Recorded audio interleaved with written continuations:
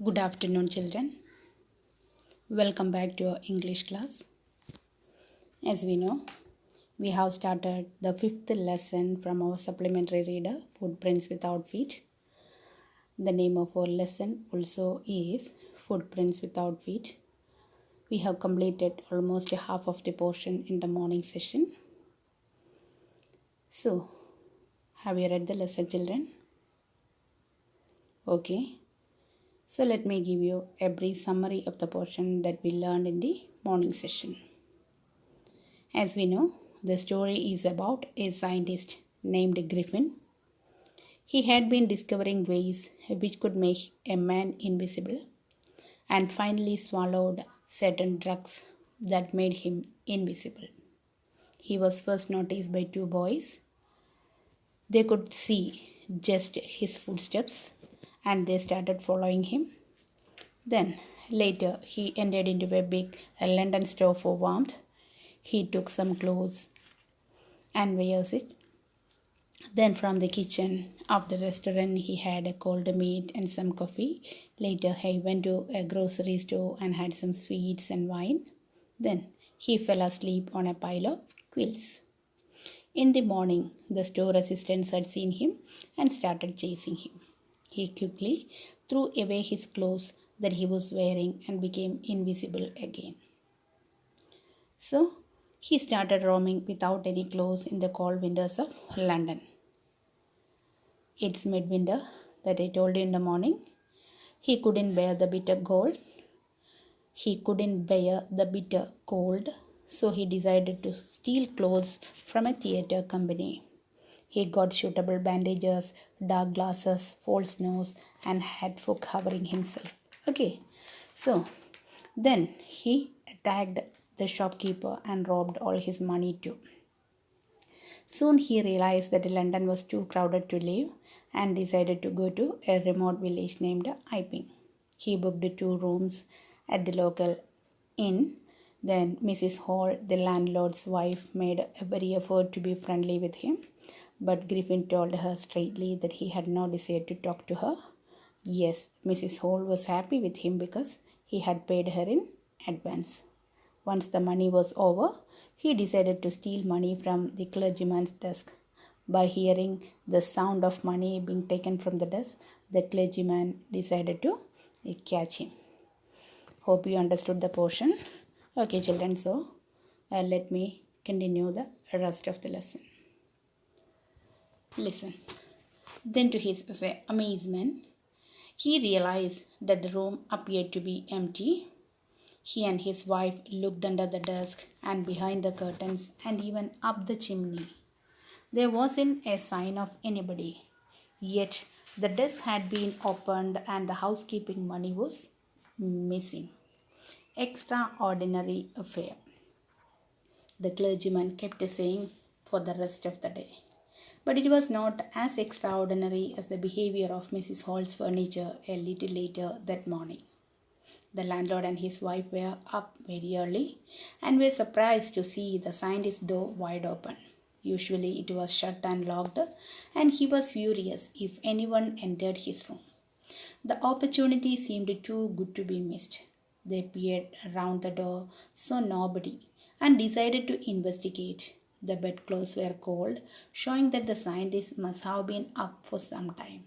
And stranger still, the clothes and bandages that he always wore were lying about the room. All of a sudden, Mrs. Hall heard a sniff close to her ear. A moment later, the hat on the bedpost leaped up and dashed itself into her face. Then the bedroom chair became alive. Springing into the air, it charged straight at her, legs foremost. As she and her husband turned away in terror, the extraordinary chair pushed them both out of the room and then appeared to slam and lock the door after them. Okay, children. So, let's see the new words' meanings. Here, see the word furious. What do you mean by furious? Furious means angry.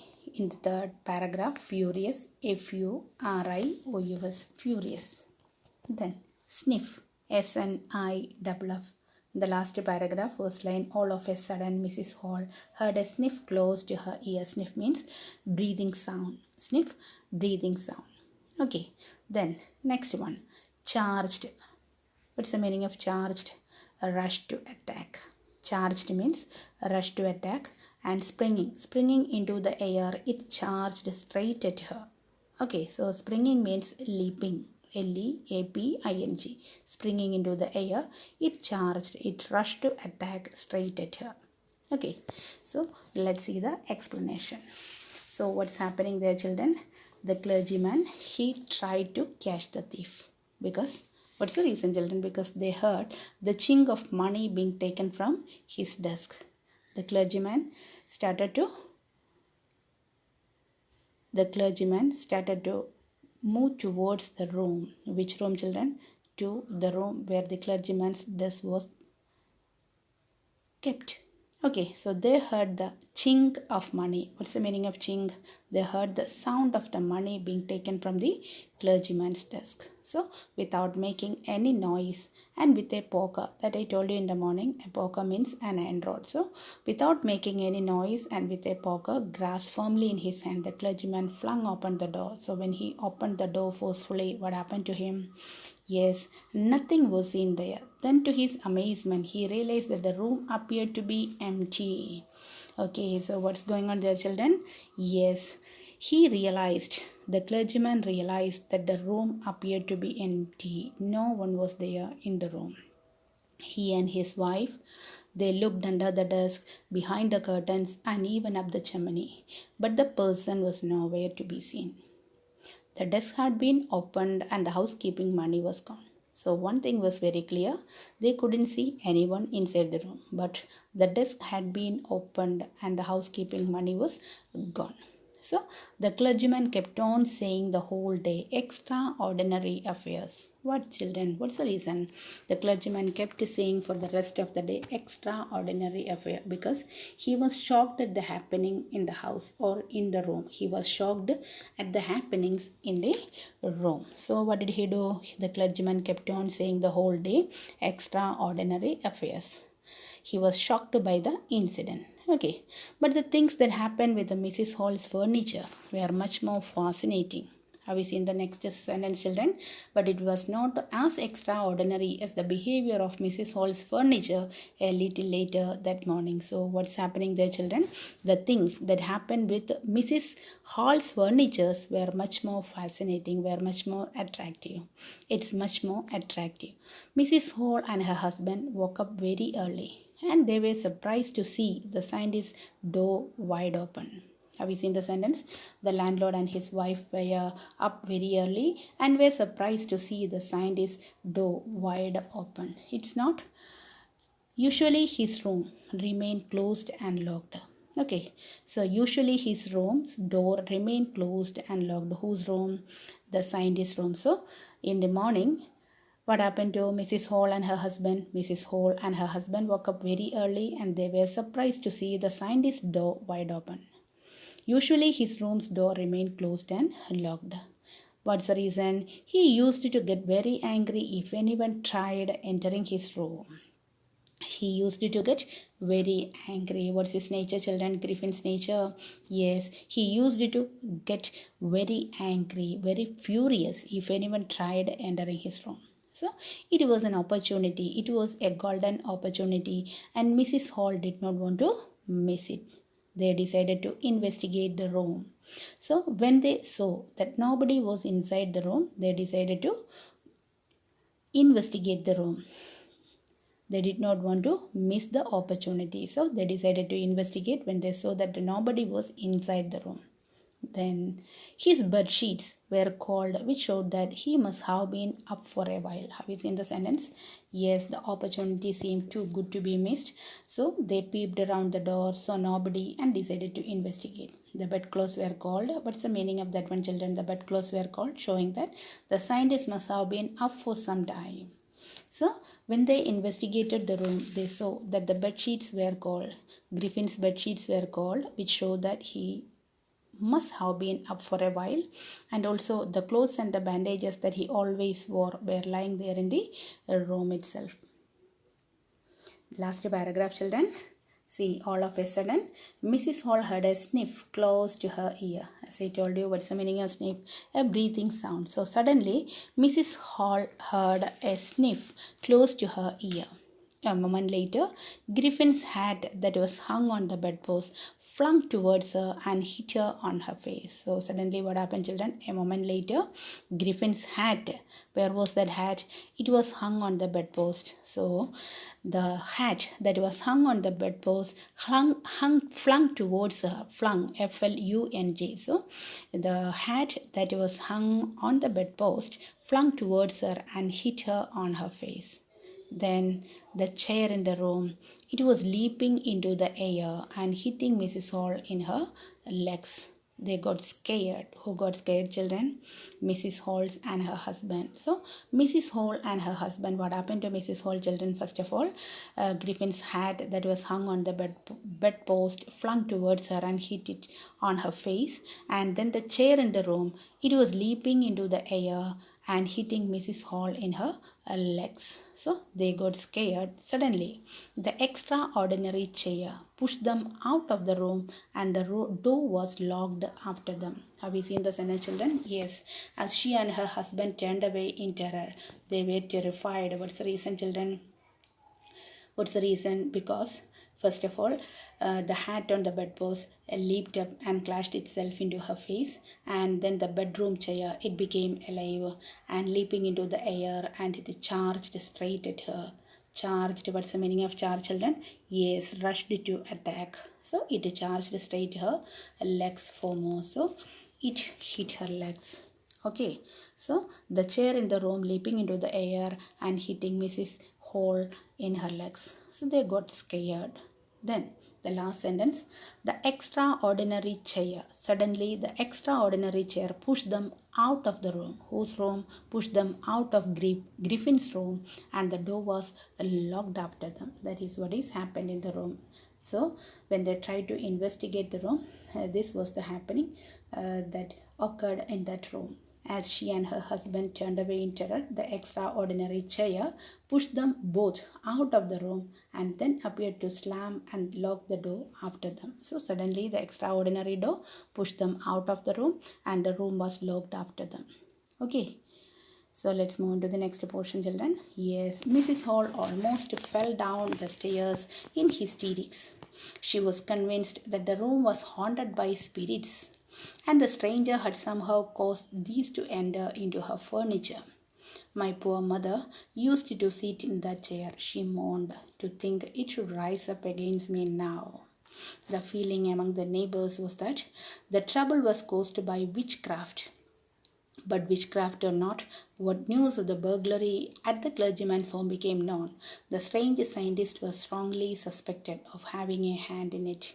Having had a hand in it. Suspicion grew even stronger when he suddenly produced some ready cash, though he had admitted not long before that he had no money. The village constable was secretly sent for. Instead of waiting for the constable, Mrs. Hall went to the scientist, who had somehow mysteriously appeared from his empty bedroom. I want to know what you have been doing to my chair upstairs, she demanded, and I want to know how it is you came out of an empty room and how you entered a locked room. Okay, children, first of all, let's see the words' meanings. See the first one, children. Hysterics. What do you mean by hysterics? Fainting fits. Fainting fits. Mrs. Hall almost fell down the stairs in hysterics. Then moaned. M-O-A-N-E-D. Moaned means cried in low voice. Cried in low voice. Okay. And next one, burglary. Burglary means theft. Burglary. B-U-R-G-L-A-R-Y. Burglary means theft. Okay. So the next one is mysteriously. I think you know the meaning of mysteriously. Here mysteriously means secretly. Mysteriously, secretly. Okay. So let's see the explanation. Yes, Mrs. Hall's. What happened to her, children? Yes, Mrs. Hall's. She was about to fall down from the stairs. What's the reason, children? Mrs. Hall almost fell down the stairs in hysterics. So what happened to her, children? Yes, this terrorized the chair. It terrorized Mrs. Hall and she was about to fall down from the stairs. Mrs. Hall almost fell down the stairs in hysterics. She was convinced that the room was haunted by spirits. So what happened to her, children? She was convinced that the room was haunted by spirits and the stranger has caused this to happen. So she believed that Griffin, the scientist, was behind that and the room was haunted by spirits. So she was convinced that the room was haunted by spirits and the stranger had somehow caused these to enter into her furniture. Okay, then what did she say? Mrs. Hall, she cried in low voice. She moaned. What's the meaning of moaned? Cried in low voice. What she was doing there, children? Yes, my poor mother used to sit in that chair. So she moaned that her mother used to sit in the chair which hit her legs, and she thought that how could it rise up against her. Understood? So Mrs. Halls, she moaned and said, yes, what did she say? Her mother used to sit in that chair which hit her legs, and she thought that how could it rise up against her, because her poor mother used to sit in that chair. So to think it should rise up against me now. So she was surprised to see. She thought that how could it rise up against her? Then the feelings of the neighbors, they thought that the neighbors of Mrs. Hall thought that it was a witchcraft which had caused such a thing to happen. So what's the opinion of her neighbors? The feeling among the neighbors was that the trouble was caused by a witchcraft. But witchcraft or not, but the news of the burglary at the clergyman's home became known. The strange scientist was strongly suspected of having had a hand in it. So when the news of the burglary, when the news of the theft at the clergyman's house reached other people in the town, so everyone started suspecting the strange scientist. Because what's the reason, children? Yes, suspicion grew stronger on him when he produced ready cash for his payment at the inn, even though he had told some time back that he did not have money and was waiting for the check to arrive. Did you get the sentence, children? Everybody, all the neighbors, they started suspecting the strange scientist. What's the reason? Suspicion grew stronger on him when he produced a ready cash for his payment at the inn, even though he had told that some time back that he did not have money and was waiting for a check to arrive. Okay, so the village constable was secretly sent for. The village constable was secretly called for, but Mrs. Hall, what's the condition of Mrs. Hall, children? Mrs. Hall, she did not want to wait for the constable. She did not want to wait for the constable. So what did she do? She went straight to Griffin as he had appeared from the empty room at the inn. So she noticed that he had appeared from the empty room at the inn. So she asked him what he had been doing upstairs to her chair and furniture. Understood? So she asked him what he had been doing upstairs to her chair and furniture. Then she also asked him how did he come out of the empty room or how he entered a locked room. So these are the things, or these are the questions she asked, Mrs. Hall asked Griffin. So what are the questions, children? I want to know what you have been doing to my chair upstairs. So she demanded. What's the first question, children? She asked him what he had been doing upstairs to her chair. And the second question, I want to know how it's you came out of an empty room or how you entered a locked room. So the next question, she also asked him, how did he come out of the empty room and how did he entered a locked room? So these are the questions she asked Mr. Griffin. Okay. The scientist was always quick-tempered. Now he became furious. You don't understand who or what I am, he shouted. Very well, I will show you. Suddenly he threw off bandages, whiskers, spectacles, and even nose. It took him only a minute to do this. The horrified people in the bar found themselves staring at a headless man. Mrs. Jaffers, the constable, now arrived and was quite surprised to find that he had to arrest a man without a head.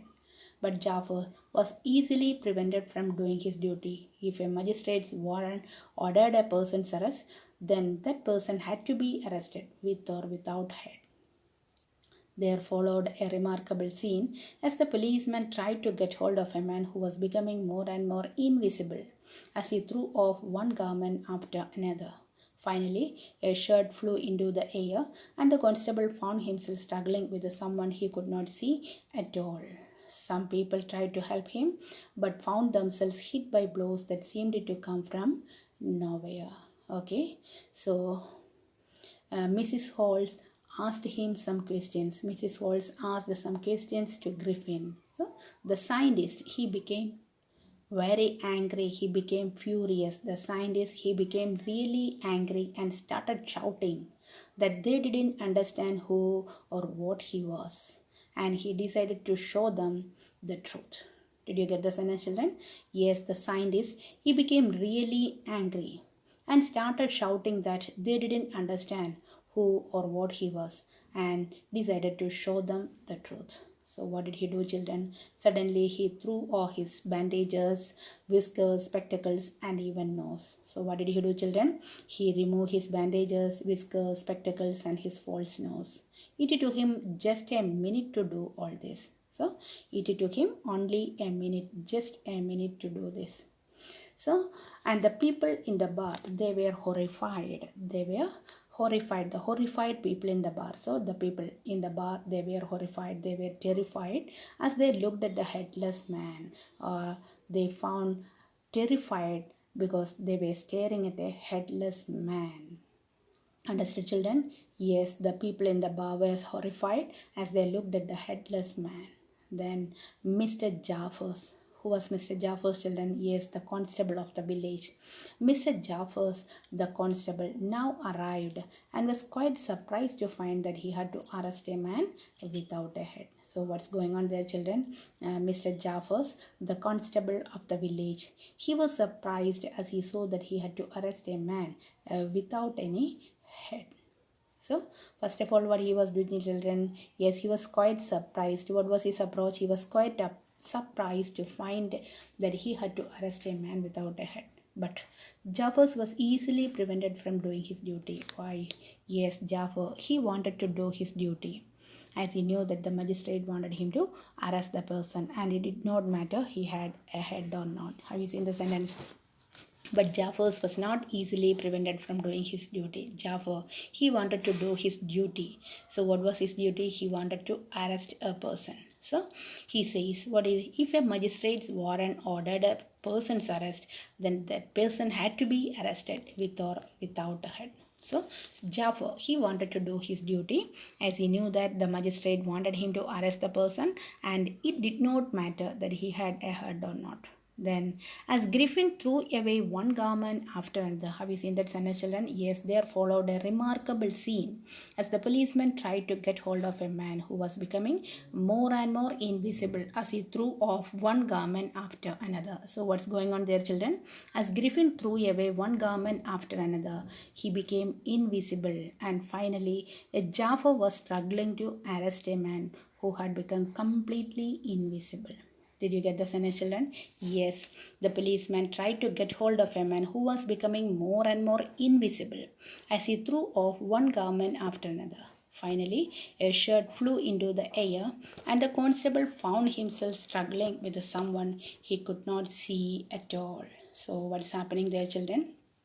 Jaffa, he wanted to do his duty. Yes, if a magistrate's warrant ordered a person's arrest, then that person had to be arrested with or without head. So he was struggling. Yes, who was struggling?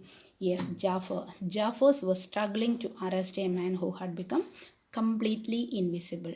By how, children? As Griffin threw away one garment after another, he became invisible. Who became invisible? Griffin became invisible, and Jaffers was struggling to arrest the man who had become completely invisible.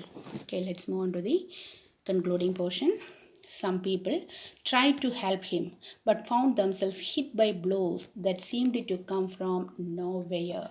So, what's going on there, children? Yes, some people tried to help him and found themselves hit by blows that seemed to come from nowhere. So what's the meaning of hit by blows? Hit by blows. Hit by blows means hit by fists. Fists. So some people tried to help him but found themselves hit by blows that seemed to come from nowhere. So what's going on there, children? Yes, some people, they tried to help him but they were hit by blows from nowhere. They couldn't understand from where it came. So they were hit by blows from nowhere. Okay, so as Jafar, he made his last attempt. In the end, Jafar was knocked unconscious as he made a last attempt to hold on to the unseen scientist. So Jafar, what he was doing there, children? Yes, as Jafar made his last attempt to catch hold of the invisible man, he was knocked unconscious. He was knocked unconscious by the invisible man. Everybody was shouting. See, there were nervous, excited cries, hold him. But this was easier said than done. Griffin had shaken himself free and no one knew where to lay hands on him. So what's going on there, children? Yes, some people tried to help Jaffers but found themselves hit by blows that seemed to come from nowhere. So some people tried to help Jaffers but they were hit by the blows, or they were hit by the fists from nowhere. At last, Jafar made his last attempt to catch hold of the invisible man. But what happened to him, children? Yes, he was knocked unconscious by the invisible man. So everybody was shouting, hold him. Everybody was shouting repeatedly, hold him, but they could not. But Griffin had set himself free from them and nobody could understand how to catch him. Did you get the last sentence, children? Griffin had shaken himself free and no one knew where to lay hands on him. So what he was doing there, children? What happened to Griffin? Yes, Griffin had set himself free from them, free from the people, and nobody could understand how to catch him. That's the story, children. Here comes an end of our lesson. I hope you understood the lesson. Read the portion clearly. Read the lesson clearly, children. Okay, and write down the given notes in your notebook neatly. Send it to me in Google Classroom as early as possible. Thank you for your cooperation, children. Have a nice day.